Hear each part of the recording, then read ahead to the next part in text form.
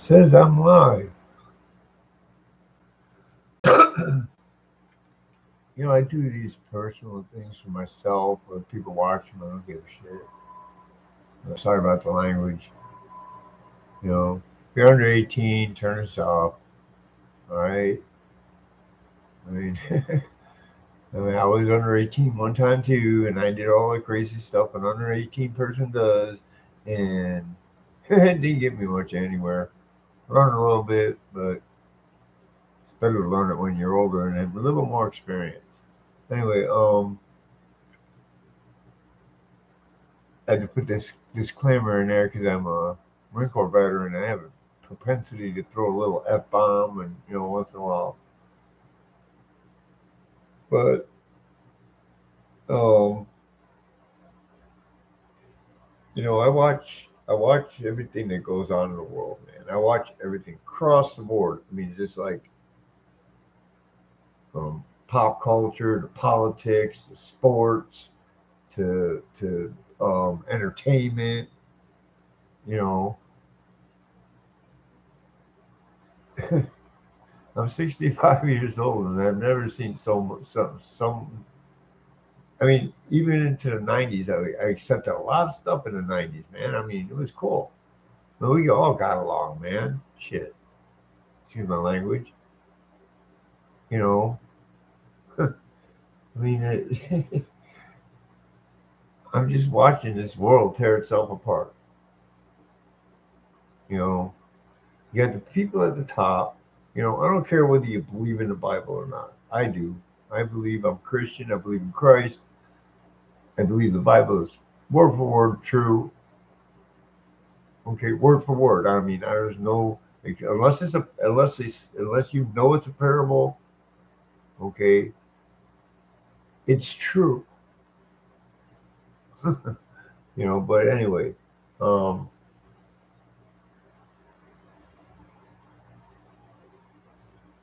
what I see is the ruling faction, the people at the top.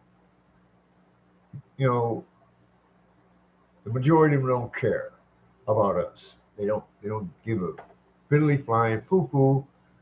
You know, I gotta give my kitty some treats. Yeah, I gotta give my cat. She needs to get on camera once in a while. When I send videos to my girlfriend, I'll pray for her and I'll send her a video. We'll communicate on Skype, and she's always in the mix. And so she says hi. She actually says hi too. I taught her that one. Um, they don't care about us, man. You know, they're evil. Good evil exists. I don't care whether you like to hear it or not.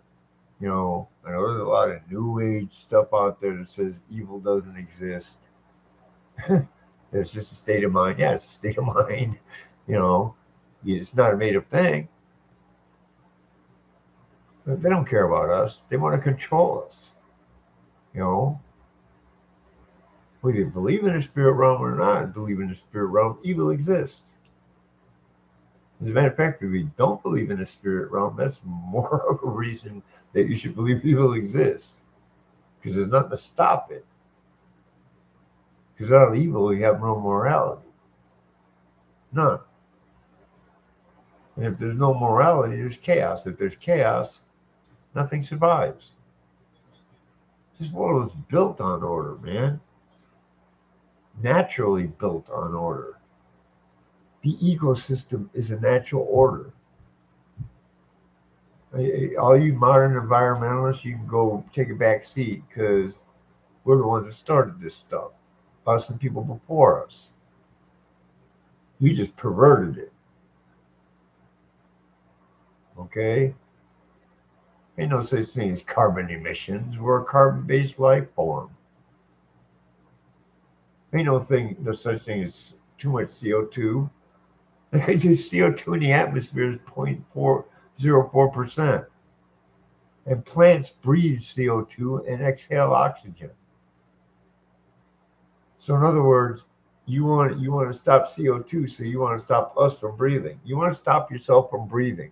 Is basically what you're doing. You want to stop yourself from breathing. You don't want oxygen so you can breathe. And as a matter of fact, the more oxygen in the atmosphere, the better our bodies function. So how does this climate change garbage work?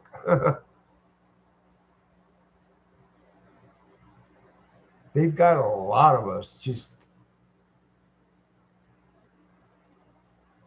like this. I mean, left, right, up, down, back, forth. Okay.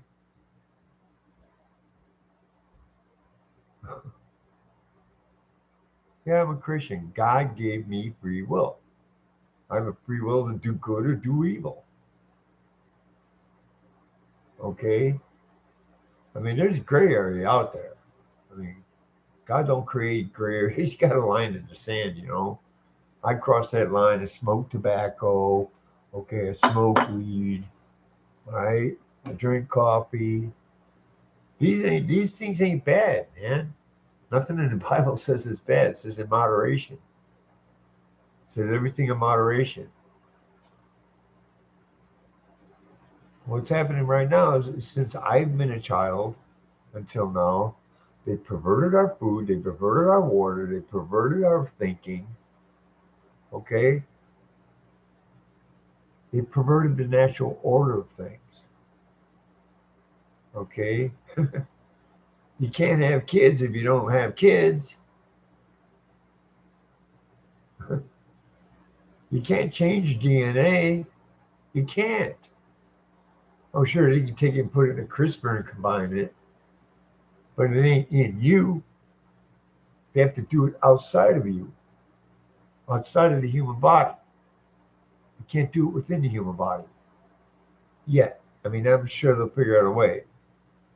I mean, they did it before Noah. I mean, they did it before the flood. you know, I mean, they got us so dumbed down. We don't even know ourselves as human beings anymore. We don't. You want me to explain past lives? How about genetic memory? you know, your ancestors you got memories from your ancestors and your genetic makeup.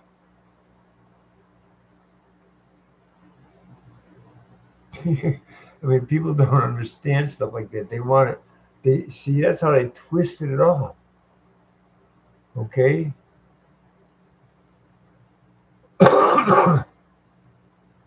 you can go back in the text and they talk about that. They do, man. They call it by different names. Okay, but it's a genetic memory. We're created beings, man. I don't come from no monkey. I don't share 99% of my DNA with a monkey. I don't have a hairy body. I walk upright. Okay, I don't have my feet don't look like my hands. Yeah, we share some DNA. People don't understand that stuff, man. They've known about the genetic code since pre-Noah. I mean, since pre-flood. They just took that and they hid it. And we all know they got secret files like in the Smithsonian, in the Vatican, two places at least that I know of, that they're hoarding knowledge, hoarding past knowledge, and keeping it from us so we don't know ourselves as human beings. We don't know our species, if you want to put it into the Darwinian thinking. Hell, we know every other species on this planet better than we know ourselves. The psychologists say they do, they don't. Because there was one psychologist that I really look up of, Carl Jung. Carl Jung admitted a spiritual life, but you don't hear him talked about very much. You hear about the existentialists, Albert Camus, Aldous Huxley, Okay, you hear about them guys, Voltaire, but you don't hear, they kind of slide the stuff aside when they start talking about your spirituality, when they start talking about your humanity.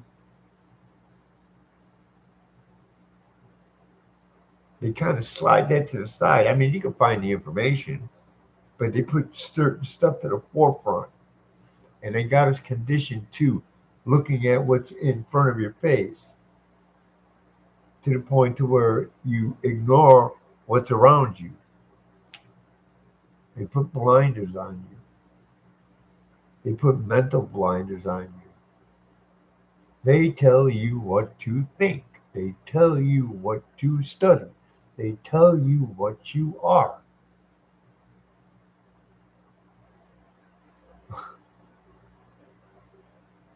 I mean, I don't understand how people can't get around that.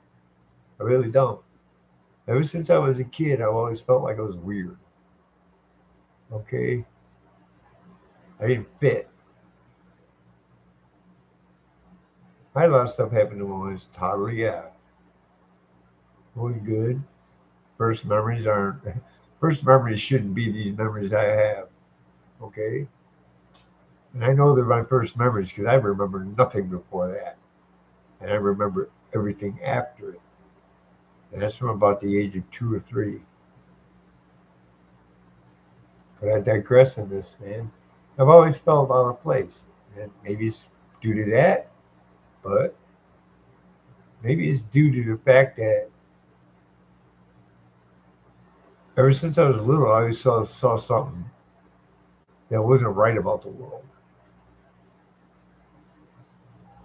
You know, I'm not saying the people, I'm saying the atmosphere itself.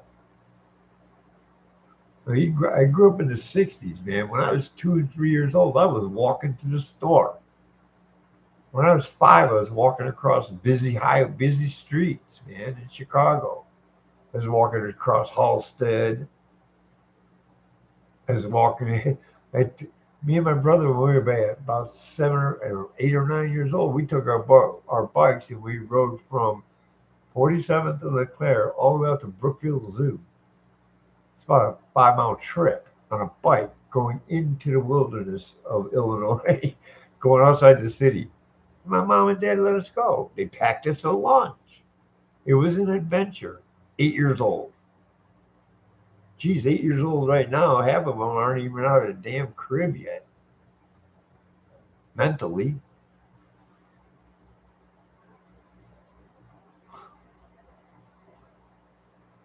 Like I said, up to the 90s, early 2000s, everything was cool, man. I mean, when I was growing up, the N word, I mean, just racial derogatory terms were household. I mean, you had 9, 10, 11-year-old kids saying, dropping N bombs in normal conversation because I came up during the transition from Jim Crow into the equal rights. I mean, I came from the transition of Jim Crow. I mean, the cutting off of Jim Crow. On the tail end of that. When I was growing up, before I was 5 years old, you couldn't marry interracially in this country. You couldn't. It was against the federal law. I mean, no, I think they put it down to the states. I have to check that. But I'm pretty sure Jim Crow was federal. Okay? It was federal given to the states. They couldn't really jump on the federal stuff back then. They had to bring it to the states. Don't get me wrong, there were interracial marriages going on in the 50s, even into the 40s, the 30s, but they were few and far in between. And when I say interracial, I don't mean just black and white. I mean Asian black, white and Asian, Mexican and black. You didn't marry outside of your race. That's how segregated this world was. And you youngsters, man, you guys are, I mean, Gen X got a tail end of it, but from Gen X on, you're sitting on the backs of the people that built that. And then they turn you against the people that built it. And then they want you to tear it apart. And they call it, what do you call it, silly stuff right now? Virtue signaling. Virtue. You got to have virtue. That's not virtue. you know, that's the antithesis to virtue. Everything they're teaching you is the reverse of what we fought for in the 60s. Was it a good time? Was it bad things happened? Yeah. I mean, the families got torn apart. You know, uh, I mean, yeah, the massive rise in hard drug use. I don't consider marijuana a hard drug. I never did. Alcohol will kill you faster than marijuana, and that's illegal. And marijuana is legal in 26 states. So, um, I mean,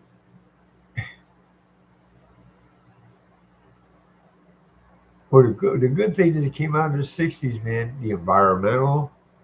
I mean, they put the first that was put in the forefront. Peace was put to the forefront. We were in illegal war in the 60s. I love my Vietnam vets, but you guys shouldn't have been there. The boogeyman is the boogeyman. It's all it was a straw man to keep people in war. And Eisenhower warned you of that. Beware of the military industrial complex. you know, those are they push that to the side, man, and now it's coming to the forefront again. The military industrial complex. And then you're seeing that they took that and they went to the homeless industrial complex, the low income housing industrial complex. There's so many industrial complexes where they're sucking money out of society and not doing what they're supposed to be doing with it, and they got us all blind to it. They give them pretty names.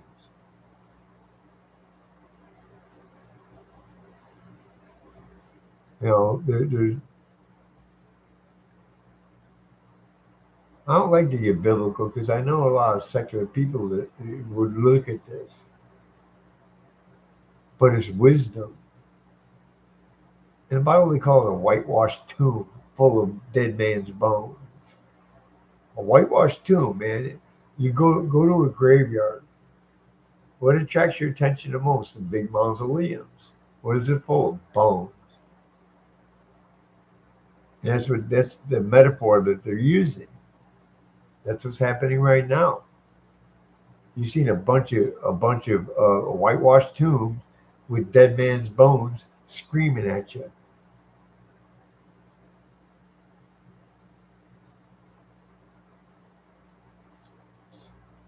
George Carlin said it best. It's a big club, and we ain't in it. You know, but he was talking about the rich, right?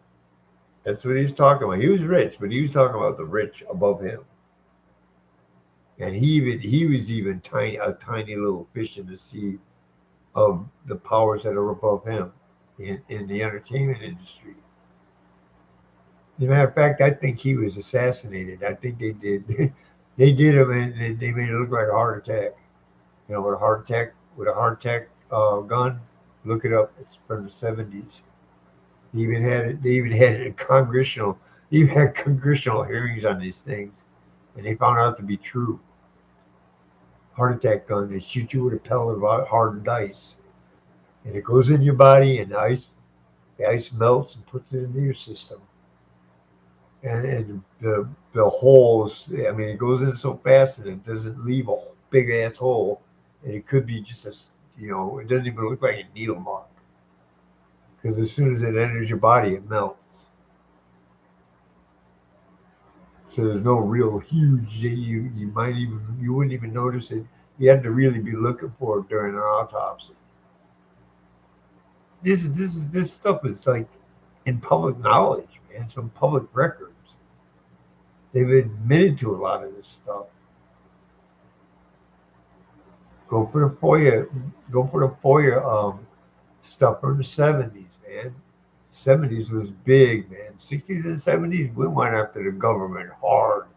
We went after the government hard, so hard that they had to stop us from suing the federal government. Lawsuits. They put into law that you can't sue the federal government. That was in the early 70s. Because they were being hit with so many lawsuits, it wasn't funny. We've already been through this in the 60s. Now we're going through it again. And it's 10 times, 100 times worse. Because they got almost a stranglehold on us.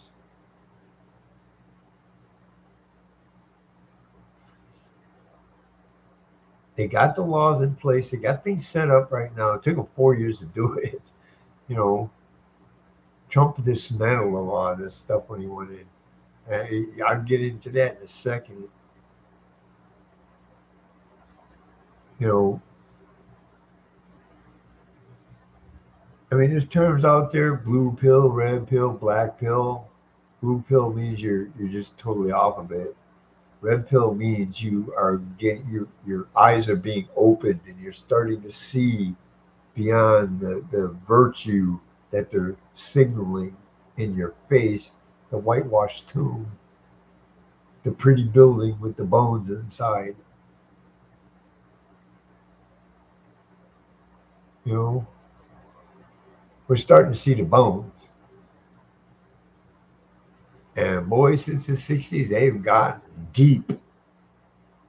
I mean, they pulled it out. We pulled it off until the 90s, early 2000s, where they had control, but they couldn't divide us because they had to let us be together so they can implement the things they were implementing. They can keep us in the same page.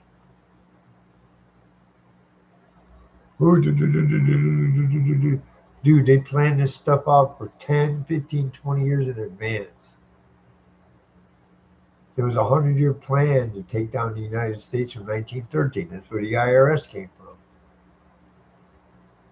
Jackson kicked the central bank out, and they came back in 1913.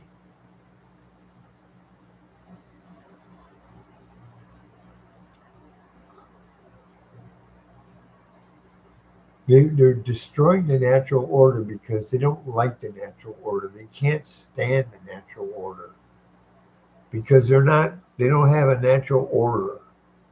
They don't have a natural order. They don't. And you can go all throughout all the mythologies and you can see there's one person in there that says, hey, he talks to the big guy and says, and usually that's the person that goes against the natural order.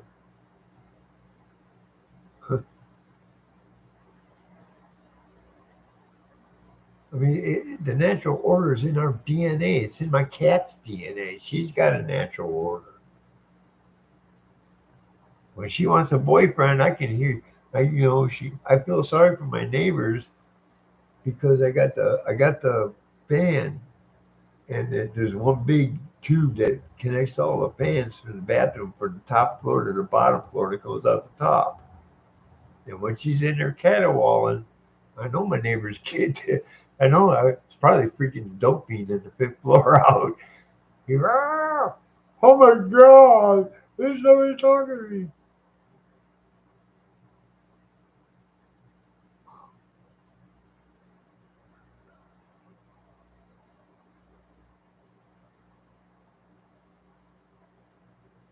What I've noticed is that since I was a kid until now, you're a boomer.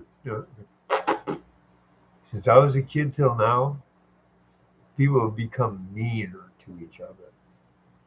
I mean that, man. People have become meaner to each other. People have become self-absorbed. That goes against the natural order. We're supposed to get along. It's in our DNA. Look at our mammalian life, man. There's not much of mammalian life that does not get along with its own species. Yeah, you got some that isolate and stuff like that. They fight. And yeah, you got those. But the majority of the natural order, wolves, cows, cats, sheep, birds, fish, ants, they're in a society. They work together. I mean, if an ant can work together with another ant, why can't a human work together with another human? I mean, we're supposed to be smarter than an ant.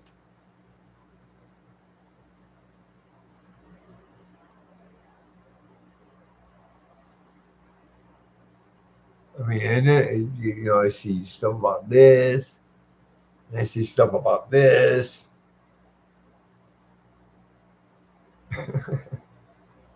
You know what? I can have a child with any human being on this planet. Any human being. I can have a child with an African woman. I can have a child with an Asian woman. I can have a child with a Hispanic woman. I can have a child with another white woman. With a white woman. I can have a child with an Indian woman. I can have a child with a Native American woman. We're built to get along. We're built to get along just through our mating, just through the fact that we can mate with each other.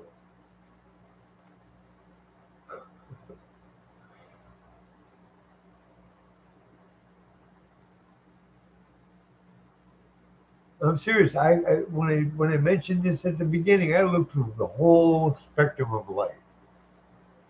I watch all the videos. I, I'm I'm a conspiracy theorist. Okay, I'm gonna need some new conspiracies because a lot of ones I used to believe are coming true. It's no longer conspiracy. It's not even a theory. Some of the stuff anymore. It's reality. That's since I was a kid, man. When I was a kid, you talk about UFOs, you were called silly. You were called silly. You were made fun of. But that just started in the 50s, so in the 40s, and they.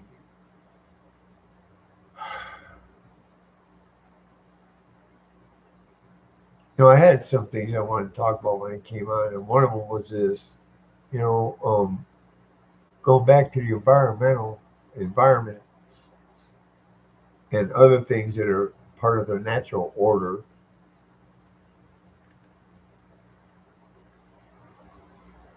You want to get rid of you want. We need to boost the CO2. That's what I'm thinking. We need to boost the CO2, boost some of the carbon, get a greenhouse effect going on here, right? Bring ourselves up into a tropical paradise. What would be wrong with that? Why do you think hippies were called tree huggers, man? That's the real environmental movement. Get rid of the concrete, plant more plants. Get rid of the concrete, plant more plants. I mean, I can say it until I'm blue in the face, but nobody will listen. We're carbon-based life forms, man, and they want to stop you. Every time you fart, you emit a carbon footprint. So we're going to stop eating. Even if you eat bugs, you're still going to fart. You're still going to emit carbon. You're still going to exhale CO2. Everything that people are talking about is like totally stupid. Literally, man, it's stupidity. And if you believe it, you're stupid. You're ignorant. That's another thing. So when I was a kid, we had gun clubs in high schools. And nobody shot themselves. As a matter of fact, we had gun clubs in high schools. You didn't have any mass shootings in those high schools at all. At all. None. You used to teach trades. All these feminists out there, we don't need a man. Yeah, well, how about if every man in the world took a fucking day off? Excuse my language. Nobody to build your houses. Nobody to clean your toilets. Nobody to clean the sewers. Nobody to take out. Nobody to pick up the trash. Nobody to build the buildings. Nobody to do. Nobody to do your electrical work. Nobody to do your plumbing. Nobody to change your tire. Because half your women don't even know how to do anything but put lipstick on and walk out the door. Same with some of the men out there too. That's probably all you need. All you got. Have some of you guys need to know how to do is put a lipstick on and walk out the door. Some of the men down here, the men in this generation, they are so weak. Weak. WEAK. Weak.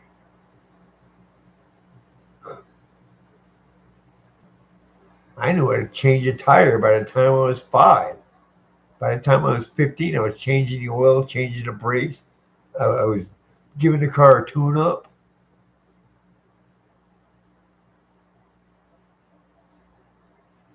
I was helping my dad build a room in the basement for me and my brother to live in. When my dad bought the house, me and my brother and my dad built a room to code per specifications. We finished the whole damn basement to code per specifications. Me and my dad changed out from a screw-in to a fuse box to the breaker system to code within specifications. Put up a fence around my apartment on my dad's house. Hell, I used to go out and build forts out in the forest. I used to go build tree forts. I could hammer a nail when I was 5 years old. Half you guys can't even tie your shoes because you got too much Velcro on your body. That goes against the natural order, man. We're built for this stuff. Men are built to build things. I don't care what color your skin is. We are built to build things. We're built to build the structure of society. Women are built to help us build the structure of society because they carry the light. That's why we protect women because every one of us comes from a woman. I don't care what your sexual orientation was. You didn't come from your dad. You came from your mom. And you can't change that DNA. I don't care how hard you try, how much you feel like you can. You can't. These people at the top got us making a mockery of the natural order and liking it. That's why most of society is off the deep end right now. Because we're going against the natural order, man. We're going against what our DNA tells us to do. I keep going back to DNA because without your DNA, you don't even exist. At least not physically. You can't deny that, man. I don't care how much of an education you have, especially geneticists, man. They'll tell you, man, you can't change that. Like I said at the beginning, you'll put it in a CRISPR, and you build a clone, but it ain't the person that the genes came from originally. You put it in a CRISPR, and you can use mRNA vaccines to alter your DNA, but you can't change it to the point to where you change your gender, sex, male to female, and all the tranny movement. You guys want to, you men want to play at women. The word transsexual means you're transferring from one sex to another. Even the name itself makes gender binary, transgender. And they got you convinced. They don't want you to look at that. They got you thinking where you're that your mind and your emotions can change things. No, your mind and your emotions can change you, but they can't change your physical stature. They can't change your body. Okay? They can't change you from male to female, female to male. You can't. You can't. Anything that alters the DNA of those two XX and XY is going to destroy the body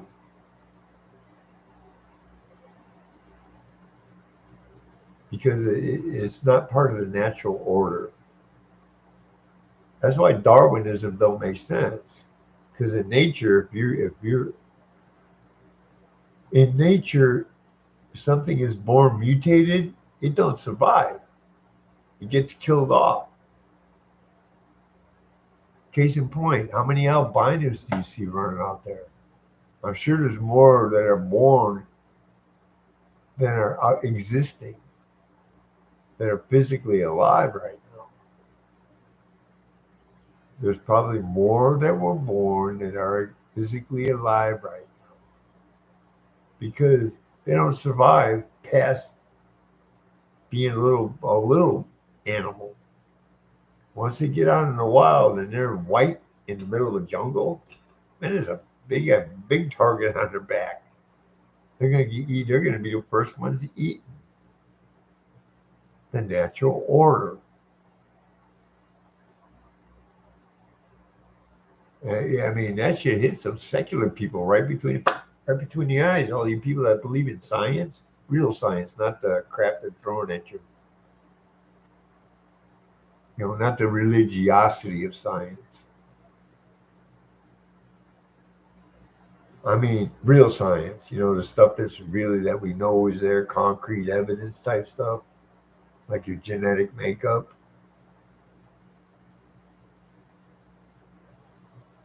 It's evil to go against the natural order.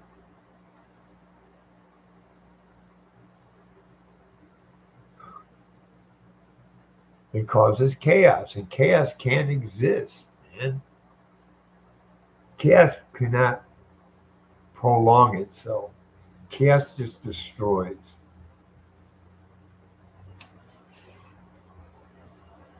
That's what happens when you get a disease in your body. Dis-ease. You get a disease. That's chaos inside your body. Your body's natural order fights it off.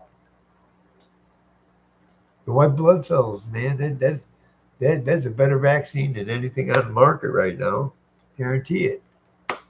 Your natural immune system because it's built for that. I don't need a shot. I haven't taken a vaccine since I was in the Marine Corps. Unless they slipped into me when I was in the hospital when I had these heart attacks and all this surgery. Unless they slipped me some vaccines in there, for all my knowledge, I haven't had a vaccine since 85. I don't get sick. I don't catch colds. I might get a sniffle.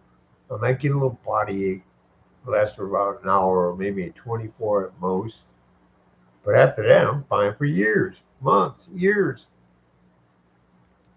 I'm getting old, my body's breaking down, so my immune system is probably breaking down. So we sick a little more often. When I was younger, I never got sick. Even when I was homeless, man. I was on the verge of catching pneumonia. Okay? I'm talking about bacterial pneumonia. I don't believe in viruses. Viruses, I think viruses are unnatural. It's not a part of the natural order. We've been around for thousands of years. Yeah, well, so is man. You know, man has a habit of putting his fingers in the fire.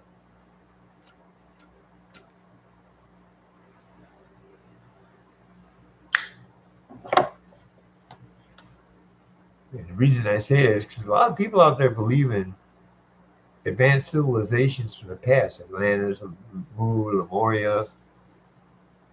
El Dorado. Oh, what's the other one? What's the one in the Himalayas? Shangri-La.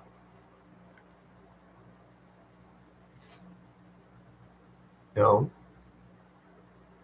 um, they had all the genetic manipulation back then. And then the flood hit, and then it got wiped out. All that knowledge got wiped out.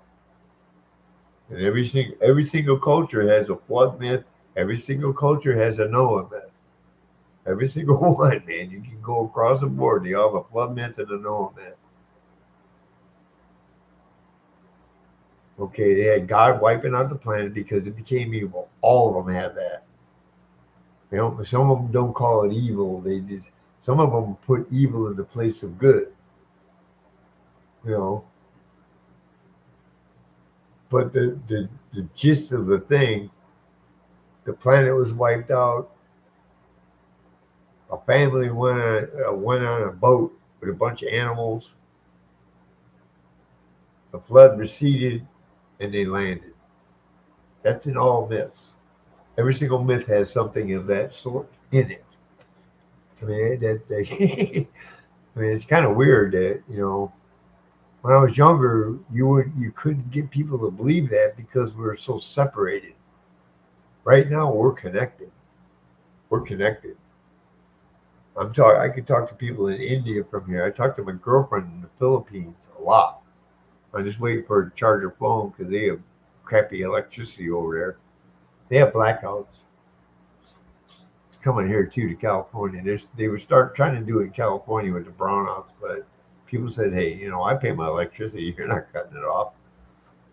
So anyway,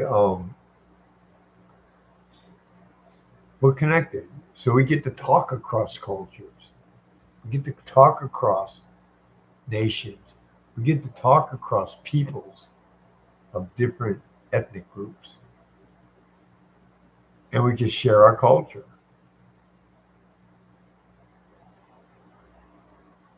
That's how we know more and more people are starting to believe it because people are starting to come together and see it on a mass level. We're starting to validate each other. We're starting to validate our collective knowledge.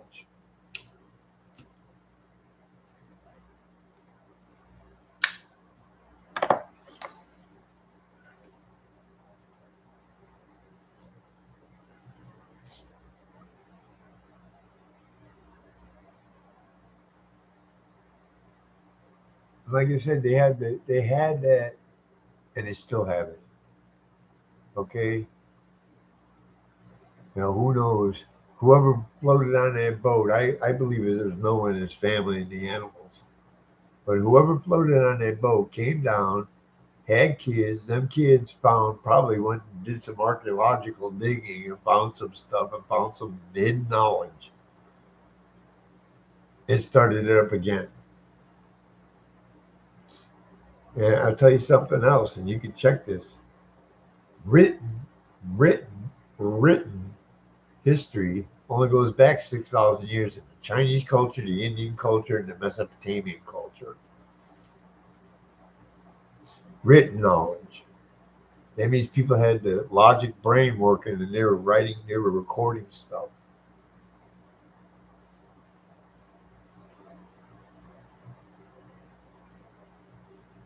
Then you had the oral traditions. And when they did the oral traditions, it wasn't like now where we twist it up and stuff. At first, it was real traditions. They were passing down the truth. Then someone got a wild bug up their butt. And maybe daddy didn't pay too enough attention to them and he twisted it up again and made them out to be your hero in some cultures.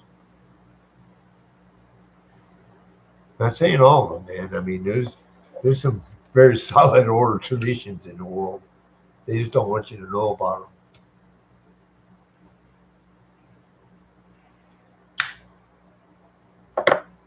them. Matter of fact, the Inuit, what is it, Anu in the Japanese natives, Anu, the native Japanese, which is equivalent to our Native Americans. They don't have written records. They pass down the traditions and music and song and the world tradition. As a matter of fact, the guy that wrote the music for Godzilla, he, that's how, that's where he came from.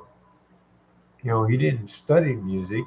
He was taught music. He learned music through his through his musical traditions, through those people.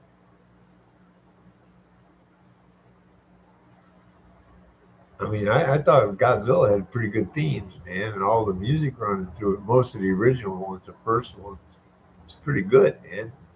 Even some of the crazy ones was good. Good music.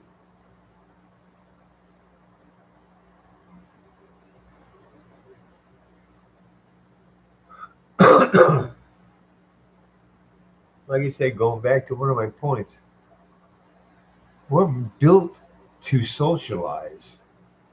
We're built for it. We're built for it. Say again, we're built for it. You know, isolation drives you nuts. Why do you think solitary confinement is a prison sentence? Didn't that kind of twist it up a little bit? You know, when you sit in solitary like I am, and I'm communicating with you this way. Some of the younger guys, I mean, you're just so conditioned right now that you know that's why half of you guys are crazy because you don't know how to socialize. You don't know how to talk to each other in a one-on-one or a group environment offline, not online, offline. You don't go out and play as kids. You didn't go out and play with each other. You sat there with a freaking phone in your hand like this, sitting on a video game, you know, and fighting mythical creatures with a bunch of guys in a chat room over here. You know, a bunch of guys in the chat. That's how you're talking to each other. So over there and tell someone I can punch you in the face in the chat room. Yeah, I'll get banned, but I wouldn't suffer the consequences for it. You know, I can insult your family. I can insult your integrity, and I get punched in the face for it. That's what Mike Tyson said, man. Got you used to it. So when you go out to the street, you meet someone like me, and you start talking nonsense. We're the ones that turn around and tell you shut the f up and leave me the f alone with that crap. And if you keep pushing, you get knocked on your butt because that's the way we settle stuff. And you know what? I've been knocked on my butt a few times for insulting people. Okay, I mean that means I just don't insult people unless they started first. My dad always taught me don't start the fight, but you better sure as hell finish it. Win, lose, or draw, you better make sure the man knows he's been in a fight with you and gives you some respect. And I'm talking man on man stuff. See, that's the thing we've lost in being a man. We've lost the fact that we defend ourselves and we defend our integrity. We've lost that. I defend my girl's integrity, man. If she isn't has integrity. The dating scene is totally. And I played. Dude, if you see me in my youth, I was a looker, man. I had girls chasing me. I wasn't exactly who's the newest handsome guy right now? Uh, uh, whatever the newest handsome guy. I wasn't exactly up to his par. I was maybe a six or seven, but I was built. I'm smart. I can make you laugh. I can make you smile.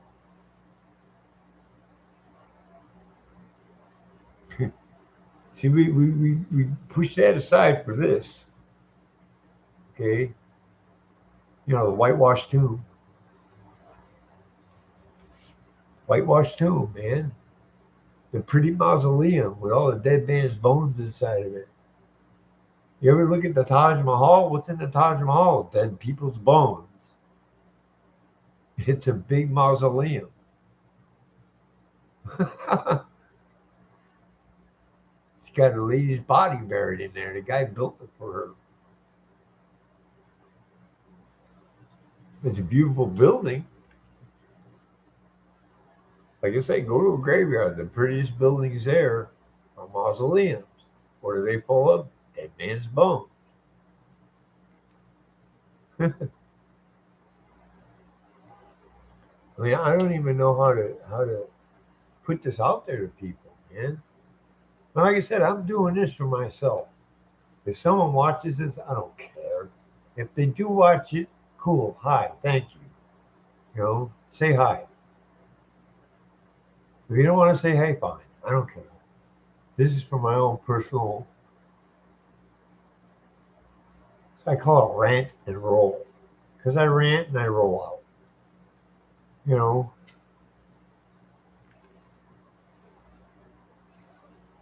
guess it's more like a journal. Video journal. What do you call it? A vlog or whatever. I don't know. But I'm just watching all this stuff go on. And I'm like, how can people have no common sense? How can you go out there and actually justify beating someone up because of the color of your skin? You know what happens up here when you do that. You start to say, well, I can get away with it, but also you cause yourself a little bit of pain. You cannot hurt another human being without hurting yourself too, because we're built to socialize. It's in our genetic makeup. Okay, and evil people want to isolate us so they can get inside here and reprogram that. They get in that computer and they go right into your ROM, you know, and they reprogram your fucking hard drive. ROM and RAM. RAM is what comes out of your mouth, and ROM is in your mind. They're reprogramming your ROM, man. They're reprogramming your processor, man. They're getting into your DOS shell. You want to speak computer jargon? That's what I equate my body to. I have a computer up here and I have an engine right here. I got to take care of the engine to keep the computer running. And I got to take care of the computer to keep the engine running.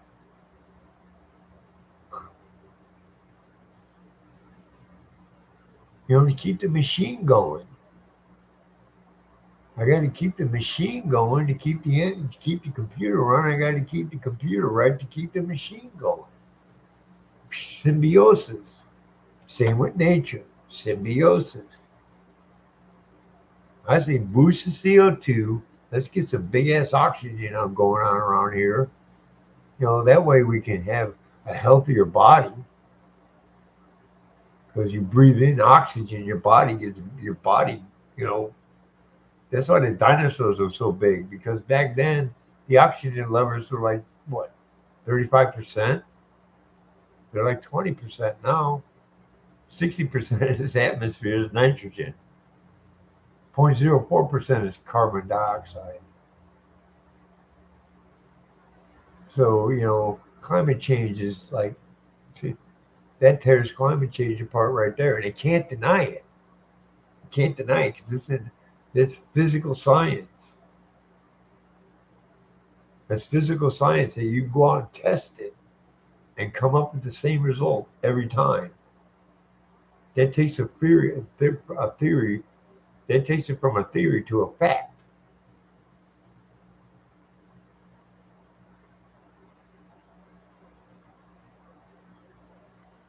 If someone said there's a theory that there's 60% nitrogen, 20% oxygen, and 0.04% carbon dioxide, and I go test the air and it's that, and then you go test the air and it's that, and your uncle goes test the air and it's that, and my brother goes test the air, and it's that, and my cat goes test the air, and it's that, and you got a million people test the air, and it's that. That takes it from a theory to a fact. See, they twisted all this stuff up since I was a kid, man. And they don't want you to listen to the boomers because they're screaming out here saying, look, they're twisting up they're twisting everything up. Everything that we did in the 60s, they're twisting it up. That's why they want you to hate boomers. That's why they want you to hate Gen X. That's why they want you to hate people that are older than boomers and Gen X. They want you to hate old people because we remember better times when it was a little bit easier to live. We got along a lot better. When I was a kid, man, in Chicago, this is how racist Chicago was, even when I was growing up in the 60s, like 68, 69, 70, 71. Let's say up until the 70s, because 70s people started coming together a lot more than in the 60s. I mean, it was across the board. It wasn't just a hippie movement anymore. It was a sociological movement.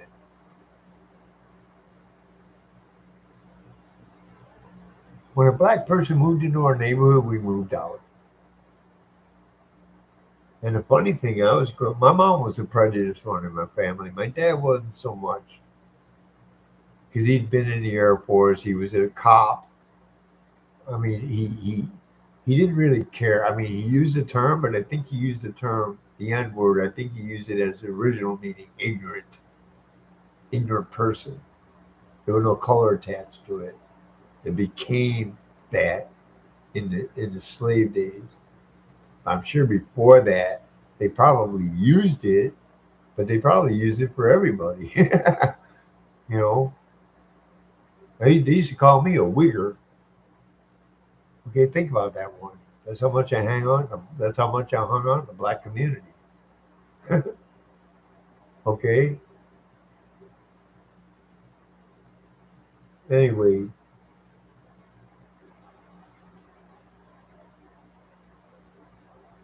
I made friends with one of the kids over there, man, and his nickname was Junebug. Junebug.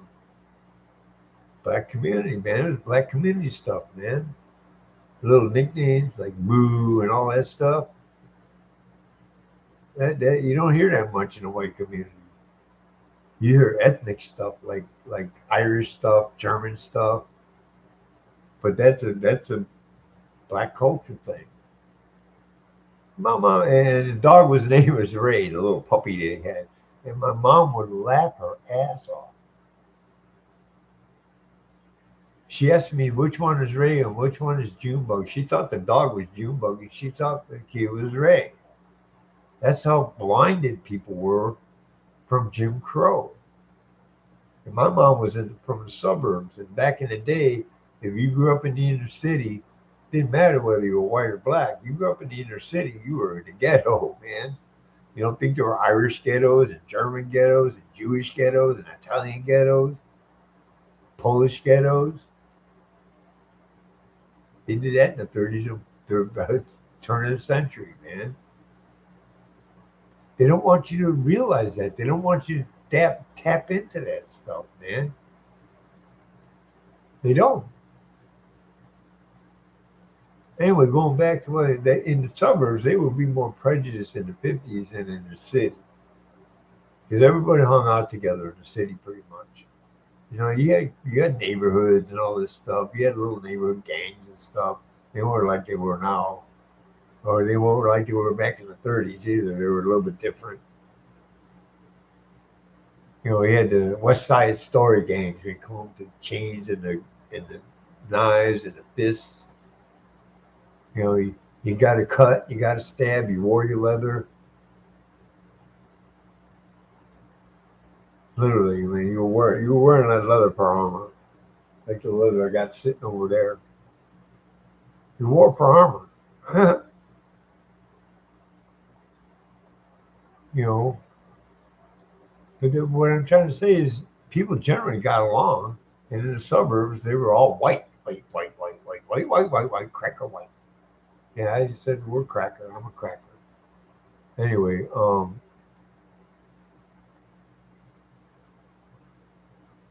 That's the way my mom was raised. My dad came into her life, went into the Air Force, probably a little bit of that, went into the Air Force, came out without it because by the time people were going into the military in the 50s and 60s, it was more integrated. It had to be, man. You have to have integration in the military. You can't have any. When I was in the Marine Corps, if we found out you were a white supremacist, you got your ass whooped, literally. And the white boys would do it. It wouldn't be no black people. It would be white boys doing it. White boys kicking white supremacist butts. This is an insult. It's an insult to me in my race to be prejudiced against another human being. And I learned that in the military. My dad learned it in the military. Then he came out. My grandfather worked for CTA, Chicago Transit Authority. Got my dad a job driving a train, and my dad went to welding school, got a job welding for a while, and then he became a cop, which is another integration thing. 65 rolled around, the laws changed. People needed to get along. They needed to bring us together. Seriously, they needed to bring us together in the 60s to make sure we were, we had a fighting force to go to war. You don't want to argue. You don't want your military arguing about the color of the skin when you're getting shot at by the enemy. So they had to integrate everything. So they get the war machine going. And when veterans like myself got out, it spilled out into the culture. It spilled out into the American culture. I mean, you can go to schools, same thing. Schools, same thing. They integrated the schools. They needed the schools integrated. They needed the people coming together a little more. They didn't need that division anymore. They had war to fight. We had to go after the commies. And communism is not good, but it wasn't like that in Vietnam. Vietnam was a money grab. It was a money grab from the top, and I feel bad for my Vietnam vet brothers and sisters, man, because you died for bullshit. You know, it, there was no integrity in that war. Doesn't mean there weren't no good actions in that war. People didn't try to save lives or whatever. But the war was, I mean, we haven't been at peace since this country started, man. Seriously, there's been very few times that we've been at peace, man. We've always been at war because they got to keep that money flowing.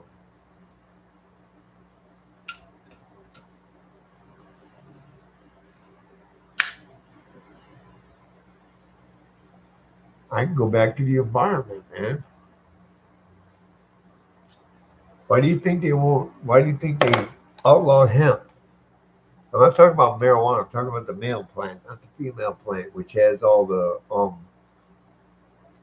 which I mean the stalk and stuff of the female plant, but the female plant is more for the medicinal and other things. The male plant is more for paper, clothing, rope, bricks, hempcrete. I mean, you plant hemp, you can get three in in the right environment. You can get three crops a year. Even in the Midwest, you can get one crop a year, just like everything else. You get one crop a year. But in the right environment, you get three crops a year. It's like bamboo. They eat bamboo. They eat bamboo shoots. It doesn't get you high. Bamboo is one of the toughest. It's probably the toughest plant and the most versatile plant outside of hemp. But you take hemp, you can get rid of oil. You can get rid. I mean, Ford had a car that ran on hemp oil, hemp gasoline. Okay, Ford developed the Carter-Anaheim gasoline. You can make clothing out of it. You can make medicines out of it. You can use it as alcohol and use it for um like having a couple of drinks, relax, and you could do that without even all you do is break down the chemicals. I mean, don't you crush up a flower top without the seeds, and you can put it in food, and it does have medicinal purposes. Slows your heart rate down. Oh no, it don't. Yeah, it does. It's a natural painkiller like coca and poppy seeds. The natural order, not man putting his fingers in the pie and thinking he can make better than what nature makes. That's where man is arrogant. Instead of working with nature, we try to make it better. So how's that working for us so far, man? Ain't working too well. Not at all. When they've developed psychotropic meds, they were temporary, man. When they put my mom on, what was that back in the downer back in the '60s? They were putting everyone on. I don't know. I remember it was a downer. They put my mom on that. She was on it temporarily, man, and then they got her off it. Now you got kids on medication until they're 90 years old, twisting up your fucking brain functions.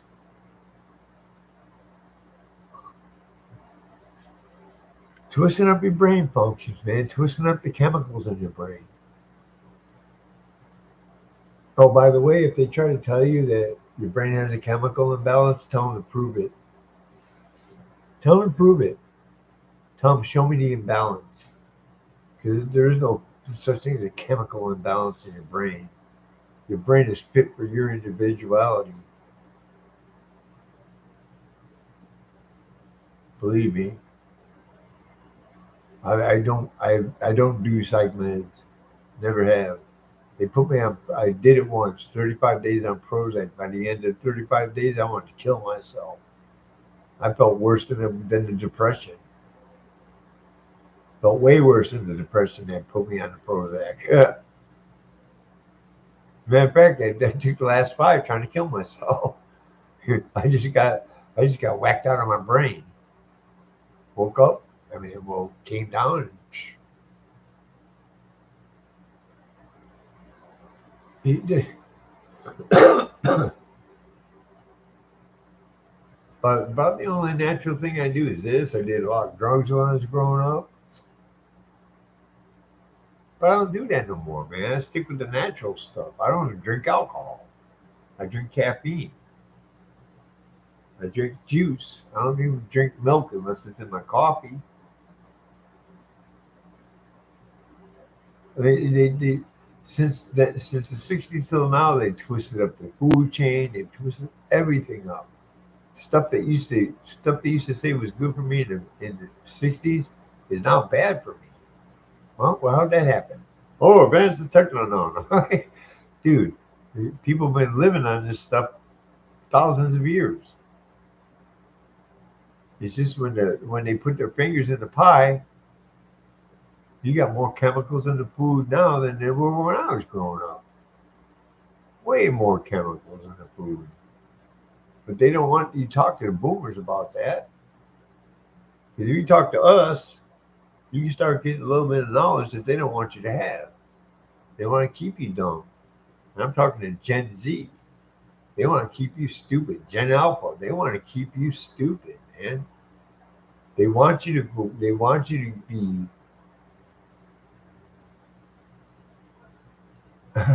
they don't want you innocent.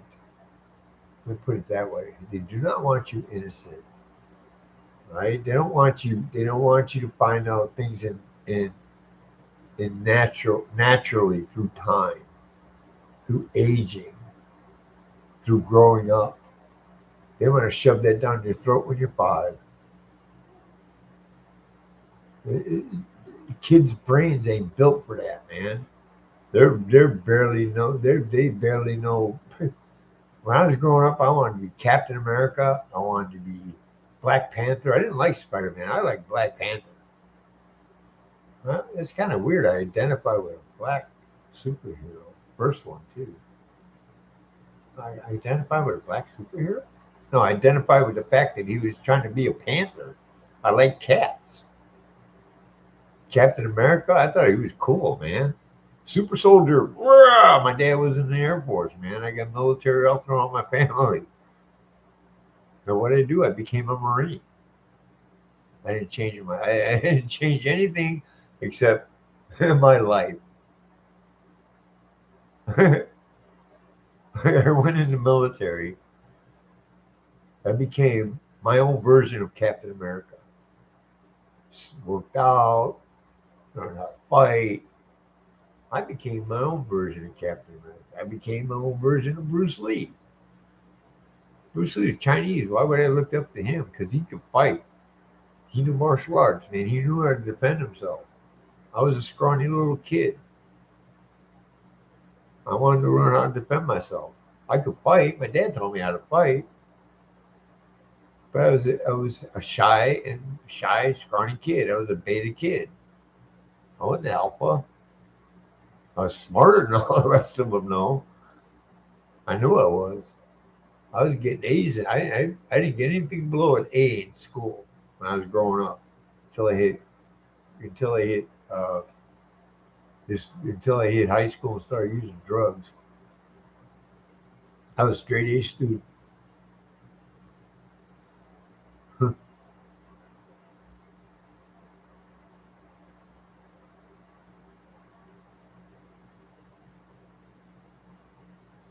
Natural order, man. Natural order. Anytime you buck the natural order, you create chaos. When you create chaos, you create war, you create hatred, you create animosity, you create fear. I'm not afraid of much of anything, man. I can honestly say that. I've been dead a few times. Literally, I've been slab dead a few times. Not laying on a slab. They brought me back more than one time. Once by my own hand.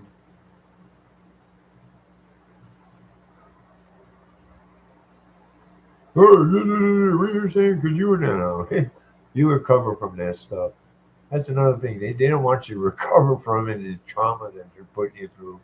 They want to keep piling it on. Hoya, MK Ultra. Look it up. How can they be homeless and go to college? How can they be homeless and have a job? How can they be homeless and write for a local newspaper? That's not normal for homeless people. No, it's normal for a human being to try and pull himself up.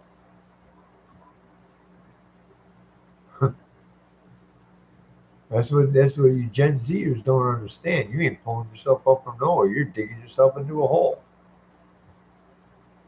Then you want to look up and want other people pull you up when you dug the hole, man. You better climb out of that sucker.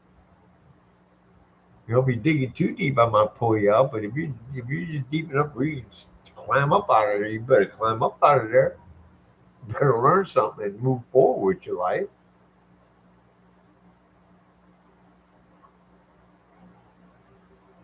Gen Alpha 2, even Millennial, man. Millennial, you got to get your heads out of your butts, man. You got a bunch of kids, you raise a bunch of kids that are out here, they don't know their butthole from a hole in the ground. They couldn't find it with both hands in the dark with a flashlight. Half of them can't even cook. Most of them can't cook nothing but ramen. Hell, I just cooked my ass a steak this morning, man. Put that sucker in. I did a nice rub on it. You know, I didn't marinate because I didn't want to. But I put a nice rub on it. I heated the oven up, put it in the broiler. Had me a nice medium steak. some of it's still out sitting up there. So I'll probably finish it in a little bit.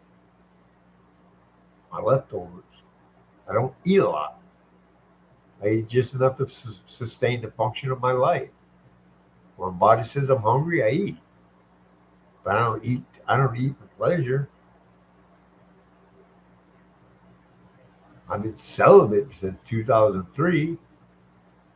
No sex since 2003.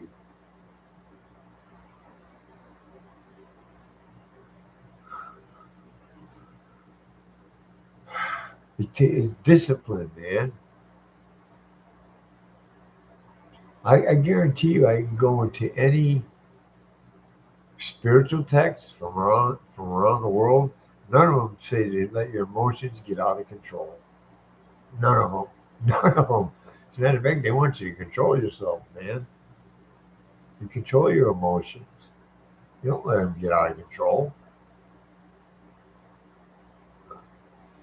That way, you're not thinking straight. Emotions cloud thinking. Emotions cloud rational thought. Am I saying that you shouldn't have emotions? No. There's a time and place to cry.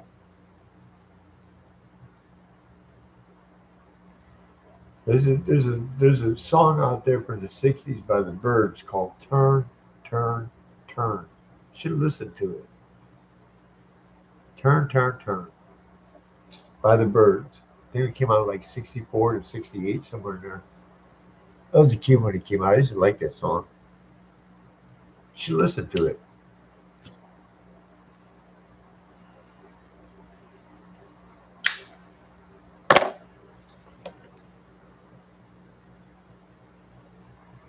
It comes from a very old text.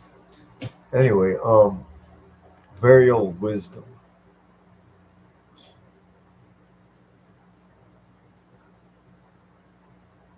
You know, we need to start being nice to each other, man. We need to start throwing off these little yokes of left, right, Republican, Democrat, liberal, conservative, male, female. And I'm not saying you shouldn't be a male or a female, but we got to start throwing off the constraints of where one doesn't complement the other. Did I say above or below? Or no, I said complement each other. You know, Catholics have this. And there's a poem. It's a Catholic poem. I grew up Catholic. God made woman from a man's rib, not to be behind him, not to be in front of him, but to be under his arm and be protected by him and be by his side. Now that works both ways. I don't care how you look at it, man. If I'm by my girl's side, she's by my side because she wants to be by my side, and I want to be by her side. It's a mutual thing. Dating now, you just want to dip your wick and get your taco filled, and it leaves you empty and disassociated with yourself. You know, because even Carl Jung says that when you're messing in this, when you're messing with this, okay, you're spiritually joined to that person. Even Carl Jung said that. One of the fathers of modern psychology. Look it up. Sex isn't a thing just for fun. It's a thing for fun, and it's a thing to make children. That's the ultimate goal of having sex, having a child. And a child is a responsibility. I got two. I was forced out of their life. And I can say that in all honesty. I was forced out of their life through a restraining order. I wasn't going to go to jail because I knew in the long run it's better for me not to go to jail at that time. In the long run, when all is said and done, I didn't turn out like the person thought I was. Yeah, I fell, but I haven't been to prison. I haven't been to jail. Thank God. I haven't been anywhere beyond the city jail. It was my dad put me in city jail when I was 9 years old. When he went to court and said, "I don't." He came back.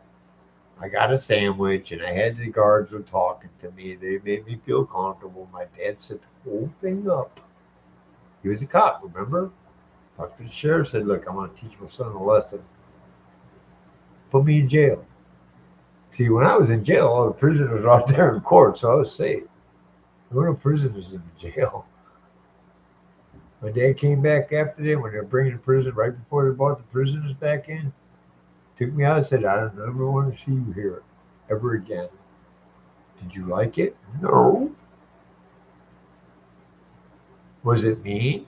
No. I don't consider it. Even back then, I didn't consider it mean. I considered it less. My dad was trying to teach me something, man, because he knew I was a smart kid. Because he was a smart man. Like I said, I've never been beyond city jail. Never. I've only been there, what, 3 times in my whole lifetime? Never got caught breaking the law because I was raised by a cop, and I didn't go out of my way to break the law. I played around, but I just didn't want to get caught. I didn't want to go beyond that city jail. I didn't, because I'd already met gangsters and prisoners and cons by that time. I knew it was I knew it was waiting for me there when I went in. Okay, and I wasn't a bad looking kid. I had a baby face. I had a baby face. I could go all the way up into my 30s. When I was in my 30s, you'd think I was in my early 20s.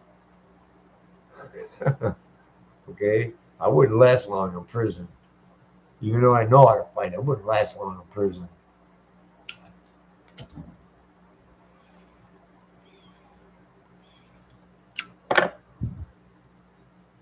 Going back to what I'm saying about the natural order, man.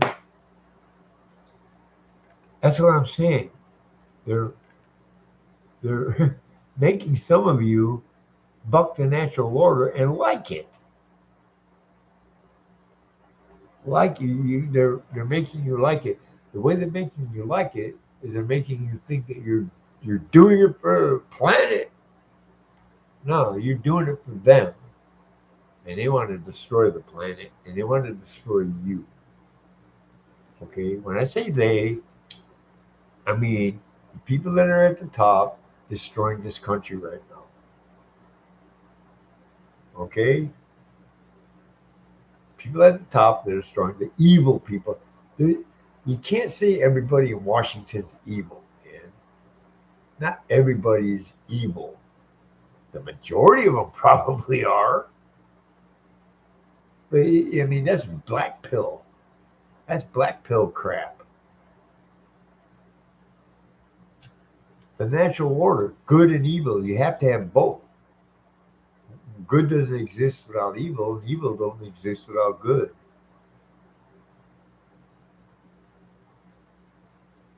You can't have a shadow unless you have light. That's physics. That's that you can't. The only way you don't have a shadow when you have a light, if that light is so bright you can't even look into it. That's the only thing that will eradicate a shadow because it'll wrap around your body and reflect on the ground and take the shadow away. That's physics. Okay, come on now. Old school lighters. Gotta let it run down.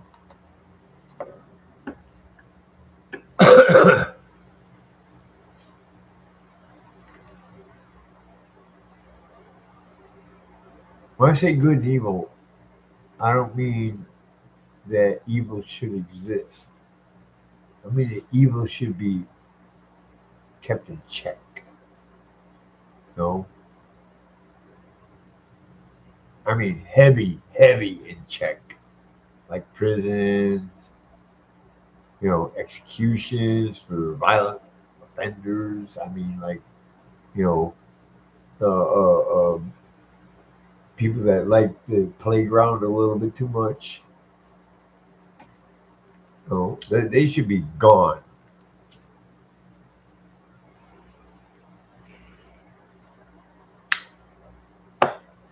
Gotta fill it up.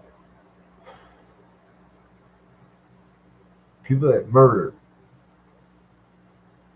I mean, they can't stop doing it. I mean, there's rehabilitation, man. I believe in that. But the prison systems don't push the rehabilitation. They push the chaos.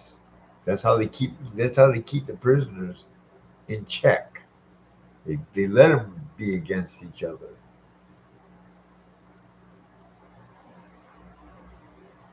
They do have avenues to come out. They have to, man. I mean, I know a lot of people went and became lawyers.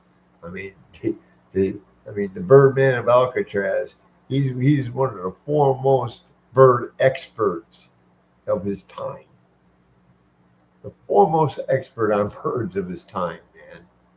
He put himself through college in prison, and without a professor.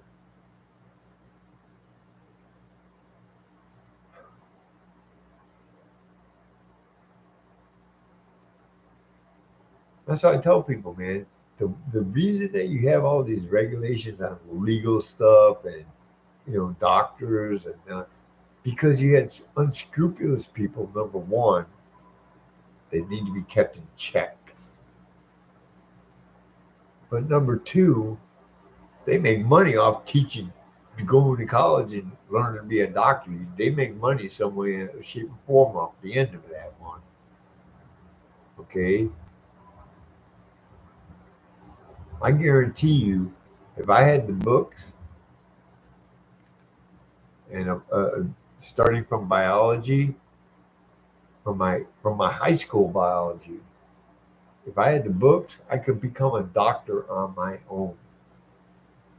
I could study medicine on my own and be just as good as some of these college trained doctors. They don't want you to know that because they don't want you to tap into their potential.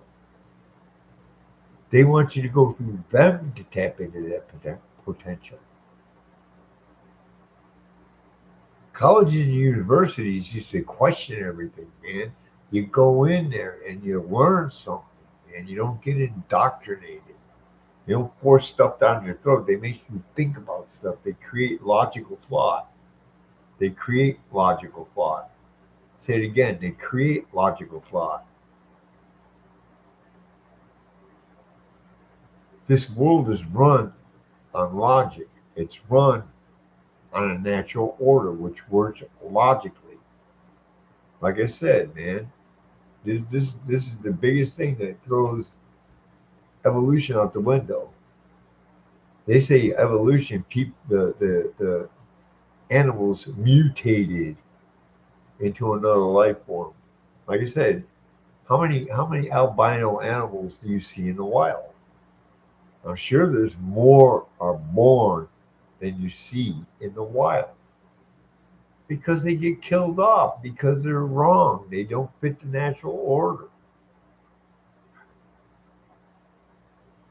Now, your DNA can change over time, but it ain't going to change your species. I can't become a monkey, and a monkey cannot become me.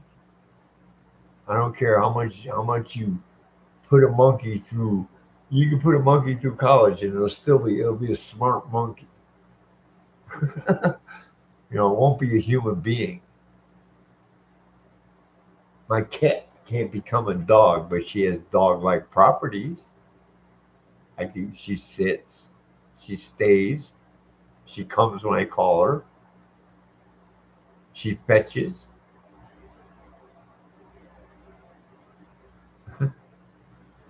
I can walk her on a leash if I want to train her for it, but he can't become a dog. Now I can get a dog to play with cat toys.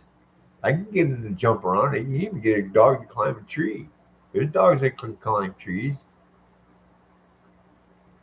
but once they get up there, they're stuck. They can't get down like a cat.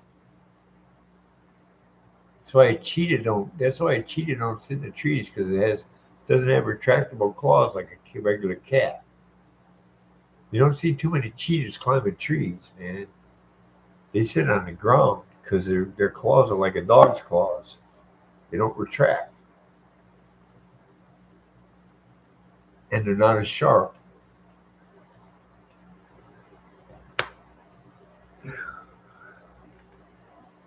So, like I said, this would be a message to Gen Z, man. They're not teaching you right, man. They're not. They're not, man. I mean, you can blast me for being a boomer and old fashioned all I want, but I'm a hell of a lot more happier than you are, I guarantee it. You know, I don't fly off the deep end when crap happens. I keep my composure most of the time. Do I show anger? Yeah, but I don't fly off the deep end. Not unless I'm in a physical confrontation. Then, then all bets are off, man. Then, like I tell people, if I get in a fight, that person's getting everyone else's ass whooping too. People, times that I got pissed off, wanted to punch someone in the face, and I did. I restrained myself. If that frustration sits inside of me, I get in a fight, I'm letting all that out. It's the way it works, man. That's natural order, man. Men are built for this stuff.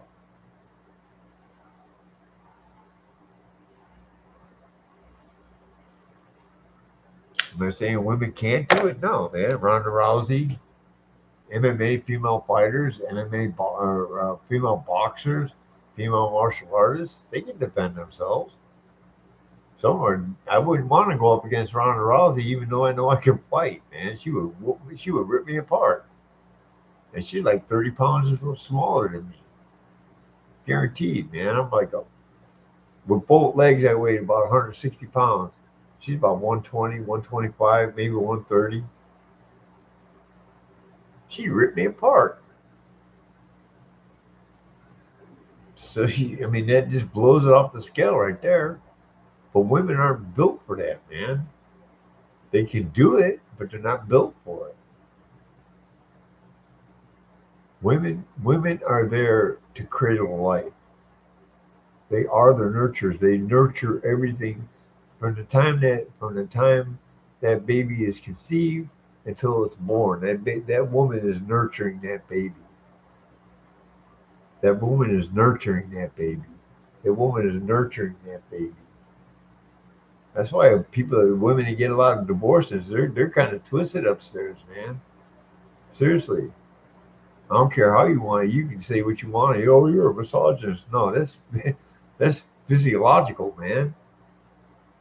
That's fact. They don't want you to believe it's fact. Because all that stuff has only been around for like 30 years. It's been around for a lot longer, but it came to the forefront in the 70s. Women didn't even think about having abortions in the 60s unless it was an emergency, man, unless it was a rape or incest. That was the only time and they had to go into a back alley to get one and probably died getting it somewhere.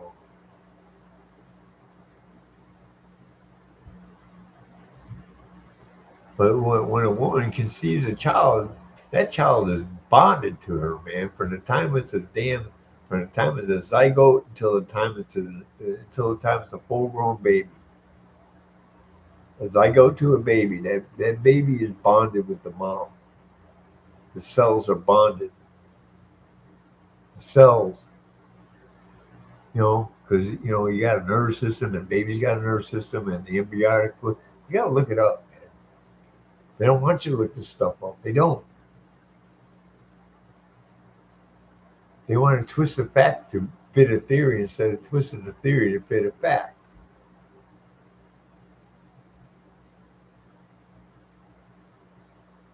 They don't want you to have cognitive.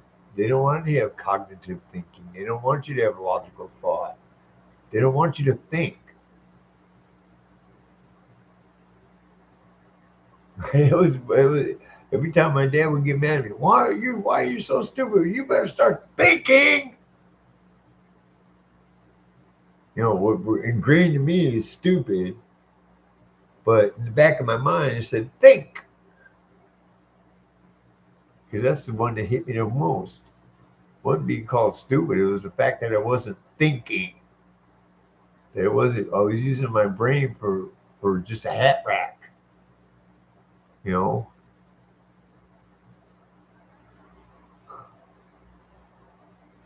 I was using my head just for a hat rack. You know, they don't want you to do that. Male and female, they don't want you to think. They don't want you to have cognitive thought. They don't want you to question anything. When someone tells me not to question anything, I start questioning harder. Who, what, where, how, when, why. Say those six again. Taught in school. I was taught in I think it was second or third grade. Who, what, where, how, when, why. Who, what, where, how, when, why. If you don't think of those questions when you're looking at something, you're not cognitively thinking. You're not creating a logic stream. You're not connecting the dots. You know, you question everything because you even want to find the dots that are unseen because it might change the whole picture. If you find an unseen dot, you might change the whole picture that you're trying to connect the dots with.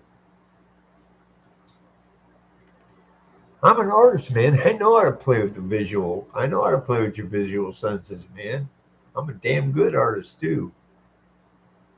I'm not the best in the world, but I'm good. I'm better than the average bear. Okay? I can say that with full confidence and not arrogance, and I'll show you the work. Sitting right over here, sitting right over there. That sketchboard. I got a pencil piece it's an ex girlfriend of mine, and I drew it from memory. It's a nude.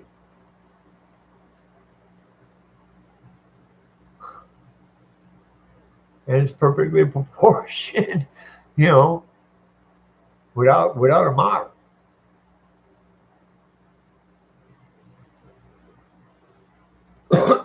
Why do you think they want to tamp down? Why do you think they don't want you to go for art degrees? They don't want you to go for things like that because they don't want you to study music. They don't want you to study art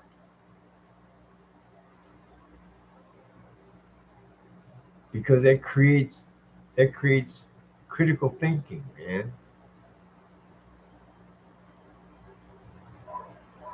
You have to question things when you're doing artwork, man. How does this work? Where does that go? If I twist my arm, what are these muscles? What are these muscles? The kinematics of it. You have to, man. Music is even better, man, because that's a mathematical theory right there. Music is totally math. You learn fractions. You learn, I mean, you learn timing.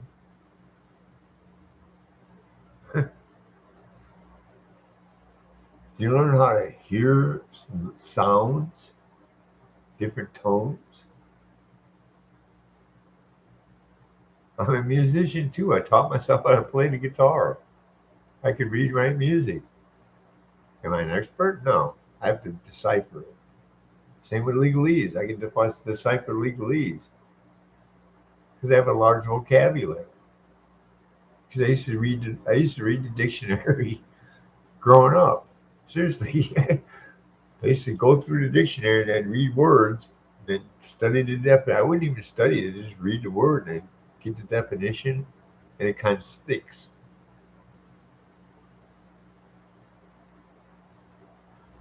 There's a running joke when we were growing up. Spell anti-disestablishmentarianism. Spell it. It's the longest word in the world.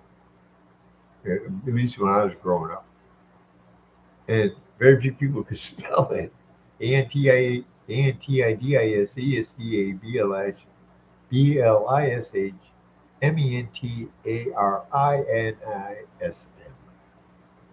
Anti-disestablishmentarianism.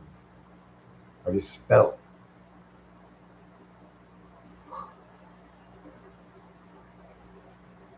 They don't even teach you language anymore, man. They don't teach you phonics. I mean, and then they start taking over words and they start redefining words. You know, if you put the movie The Gay Divorcee in front of the LGBTQ alphabet community, they would say that movie's about a gay man. You need to watch the movies from 1930s. Fred Astaire and I think Ginger Rogers. The Gay Divorcee. He was happy because he got a divorce, and he wound up getting back with his girlfriend at the end because that was the catch of the movie. He was happy to get a divorce from his wife, and then by the end of the movie, he's back together with his wife because he realizes that he wasn't happy. That's the whole John. That's the whole gist of the movie. It wasn't about him leaving his wife for another man. He was happy. Same with queer. Queer means weird, man. Queer is a derogatory term for a gay person, for a homosexual person. Oh, we adopted it like the black people adopt the M word. No, man, you're adopting an insult. Oh, then it won't be. No, it's still an insult, dude. Just because you accept it doesn't mean weird or strange. Look up the definition of these words you're using, man. Look up the original. Go through the etymology of the word. Yeah, etymology is a big long word. It means to study the origins of words. That way you go back to the original definition of the word.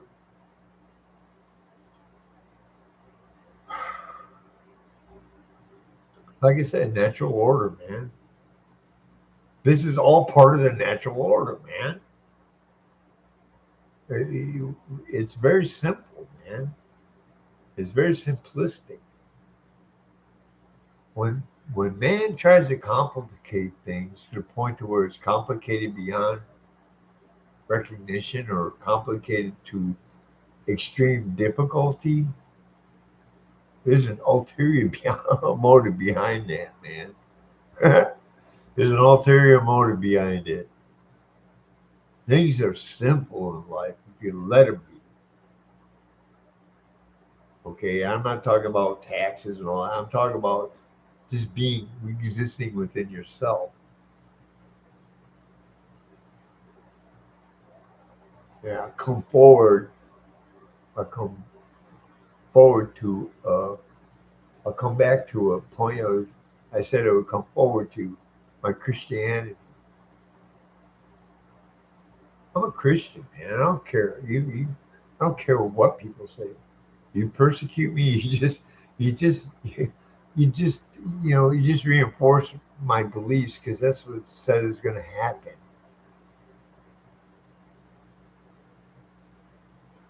That's what it said is going to happen. It doesn't say that in the Quran, man. It says you go out there and you conquer. It says that you're not supposed to be let people belittle you. I'm not supposed to let people belittle me either. I stand in Christ, man. Big Daddy got my back. Abba got my back. My brother Jesus talks to my daddy all the time. I talk to Jesus. Jesus talks to my daddy. And daddy gives me the answer. Yes, no, or wait. My cat is a blessing. It's a blessing. God knew I needed some support. He knew I needed an emotional support. He knew I needed something to change my psyche a little bit, but to the positive. The, the story of the cat, man. The story of my cat. I started a GoFundMe. I was going to buy it because these adoption agencies discriminate, but they won't tell you, you know, when I say things discriminate, you think the person that's discriminating against me is going to come out and tell you that they're discriminating against me? And I'm not talking about this internalized garbage. I'm talking about external forces. I'm handicapped. I'm missing a leg. I'm on fixed income. I can't work. The adoption agencies won't adopt me. I've tried it, man. I went through a bunch of them. And the first thing they want me to do is take a bus 20 miles away. I'm even like, can you at least meet me halfway? Oh, no, you got to come all the way out here. I'm missing a leg. You see what I'm saying? To me, that's discrimination. Okay, I am handicapped. I'm marginalized. I don't like it. I hate it. It tears me apart inside. But nothing I can do about it except exist with it and accept it and move forward as much as possible. Getting back to my point, I wanted a cat. I wanted a Maine Coon. That's what I got. I wanted a Maine Coon. I wanted a black male. God's got a little, he's got a little sense of humor. I put in the GoFundMe. As a matter of fact, no, the thumbnail I got up here is my cat. But the last video, the thumbnail I put up for the live feed was me sitting in the wheelchair like this, you know, and I put that up on my GoFundMe page. And I wanted 5 grand. I was going to spend 2 grand on the pedigree and 3 grand to get all the stuff I got in here, like this thing right here, that right there, this big old tree. That was like this big old tree right here, big old cat house. It's big. And I got a bridge, a 5 foot bridge sitting over here. They wanted to put up above the door, stretch it across above the door. So she got made little cat stuff around here for her. Like she can go up here. I wanted to put the bridge up top there. She got a little. I built a little house. Anyway, the extra 3 grams to get this, bulk up on some food, kitty litter, toys, get some of the satellite things like tools that I needed to build this thing, and put that into the wall. I got a drill and I got a small tool kit. I got a new camera for this. I got a camera to take pictures of my cat. Okay. What happened was a veterans organization saw the GoFundMe. I only had like $1,500 in it at the time. They saw the GoFundMe. They bought the cat and filled up the GoFundMe and sent the cat here from Minneapolis. That's a blessing. I asked my big brother and told him, "Hey, Daddy, tell Daddy I want a cat, man. Come on, dude, I want a cat. I want something to keep me, you know, to be with me, to hug." And I mean, she's, she. I think the flight over on the plane kind of a little bit, you know, kind of being ripped away from her parents and ripped away from her parents and going to a house is one thing, but being ripped away from your parents and have a 3 hour flight to here. I don't know if she was in the cabin or in the cargo hold. I mean, it does affect the animal. You can't say it don't. But I guarantee the cat loves me. I love her too. I love her unconditionally, man. She gets whatever she wants, man. If I get a little bit extra money, what's out there, Poppy? Go look. Go on, go look. If I get a little extra money, if I get a little extra money, go ahead, Poppy. Go watch it. Watch it, Poppy. Watch it. Watch them.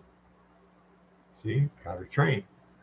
You know, they filled up the GoFundMe, gave me the cat, and I bought other stuff besides that. No, I'm not gonna lie. I sent my girlfriend a couple of $100, and I do. I support her. I send her $400 a month out of my money, even though it's hard. We're both poor. We're both poor, and it took me a couple of months to get her to understand I'm just as poor as you in America. Don't let the fancy surroundings, this little whitewashed tomb I live in, you know, because she lives in uh, pretty much a shack, you know. She lives in a building that I would have built as a fort in my older times when I living on the street. I used to build stuff out of forklift pallets to live in. She's like 7 steps above that. She's just as poor as me, and I'm just as poor as her. Okay, and her family's doing good. They doing businesses and stuff. They got their little businesses on the side. They were helping her out when she was in college before I started supporting her. I just came into the picture and helped them out. Now I got a whole family in the Philippines behind me, man. If I go to the Philippines, I got a family to fall back on over there. Oh, scam, scam. No, I vetted her. Believe me, I broke up with her for like 5, 6 months, and she came back and she was out of the situation she was in and back into her normal life again. And then I put her in college. And then COVID hit. It just derailed our plans. Anyway, getting back to my point. I mean, this is the way God. What, Poppy? Come here. I know, but what's going on out there? What's going on out there? You want Daddy to look too? I think they saw you in the window and they shut up out there. Go on, Poppy. You can go up there. Daddy will play with you later. Go on, sit up there. You want treats? Come here. I see you back there, Poppy. I see you right here. It's Poppy right there. Yeah, I put her in front of a mirror. You know, cats, like they look in a mirror and they usually get like, even dogs. Some dogs, they look in the mirror and they're like, they want to detect their reflection. Even gorillas do it, man. They're very intelligent.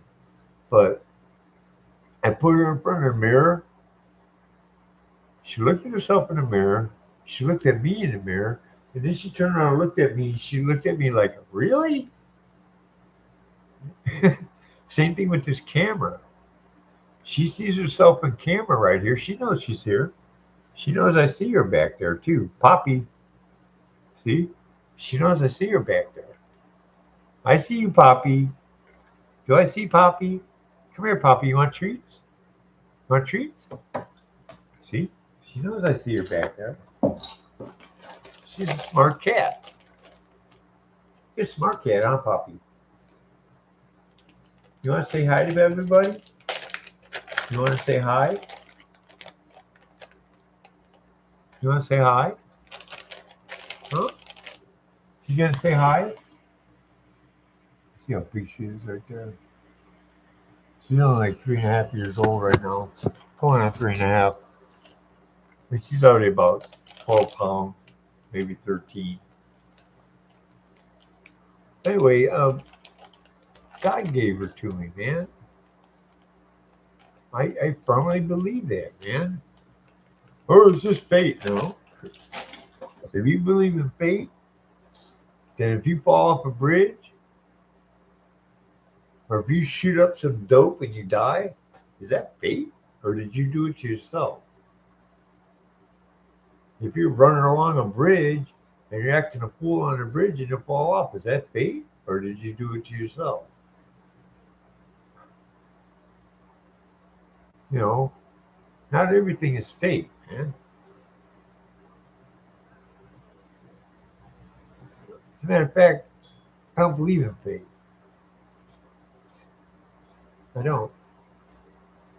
It really never did. You know, I believe life shows up at your door and you deal with it or you don't. You make your own fate. You make your own way through life. Okay? When life shows up and slaps me across the face, I punch it right back. I slap it right back. I don't believe it. I've been dead 3 times. I've been dead 3 times. Brought back to life 3 times. Once by my own hand.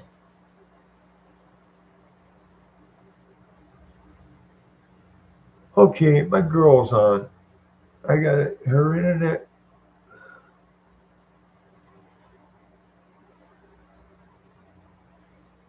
Oh, she's reconnected her internet. Now the Philippines is more corrupt than here, man. But I'm gonna go talk to my girl. I love you guys. Peace out. Summer bye. Have a good day. End stream.